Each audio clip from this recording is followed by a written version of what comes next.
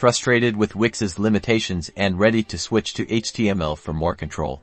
While Wix doesn't offer a direct HTML export, here's how to manually migrate your site, understanding it's a rebuild, not a conversion.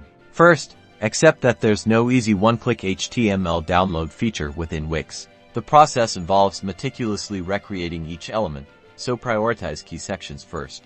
In Chrome, right-click on the page element you want to grab and choose Inspect to open Developer Tools. Then, right-click on the highlighted HTML code and select Copy, then copy outer HTML.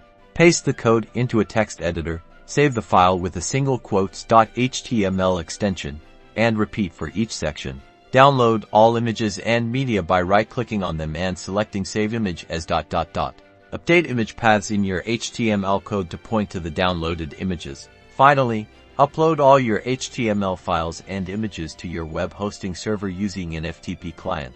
You've manually migrated your Wix website to HTML. Remember, this process requires careful attention to detail and might need adjustments for complete replication.